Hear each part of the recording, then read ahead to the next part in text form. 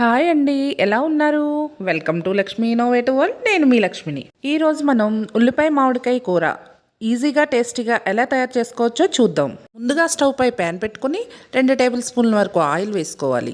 Oil కొద్దిగా వేడెక్కిన తర్వాత 5-6 వెల్లుల్లి రెబ్బలు చితక్కొట్టుకుని వేసుకోవాలి. అందులో 1/2 టేబుల్ స్పూన్ ఆవాలు, 1/2 టేబుల్ స్పూన్ జీలకర్ర వేసుకుని వేయించుకోవాలి.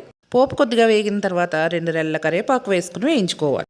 4 పచ్చిమిరపకాయలు సన్నగా కట్ చేసుకుని వేసుకోవాలి. మిర్చి బాగా వేగిన తర్వాత సన్నగా కట్ చేసుకున్న ఉల్లిపాయ ముక్కలు 1 కప్పు వేసుకుని వేయించుకోవాలి. ఉల్లిపాయ ముక్కలు త్వరగా వేగడం కోసం 2 టేబుల్ స్పూన్ల వరకు సాల్ట్ వేసుకుని బాగా కలుపుకుని మూత పెట్టుకోవాలి. సాల్ట్ వేసి మూత పెట్టడం వల్ల ఉల్లిపాయ ముక్కలు త్వరగా మగ్గిపోతాయి.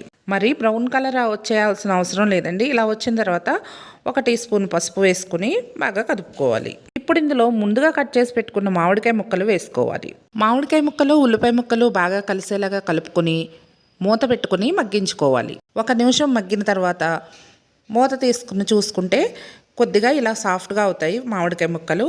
ఇప్పుడు ఇందులో 1 టేబుల్ స్పూన్ వరకు కారం వేసుకుని బాగా కలుపుకొని 1 గ్లాసుడు వరకు నీళ్లు పోసి బాగా కలిపి కూరంతా కలిపి మూత పెట్టుకుని ఉడికించుకోవాలి. కూర బాగా దగ్గర పడి నూనె పైకి తేలేంత వరకు ఉడికించుకోవాలి. ఈ కూర చాలా టేస్ట్గా ఉంటుందండి.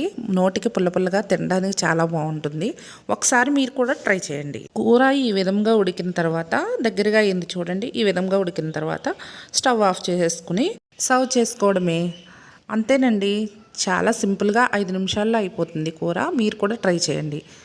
ఓకే అండి, మా వీడియో కనుక మీకు నచ్చినట్లయితే లైక్ చేయండి, షేర్ చేయండి, సబ్స్క్రైబ్ చేయడం మాత్రం మర్చిపోకండి. లోకా సమస్త సుఖినో భవంతు.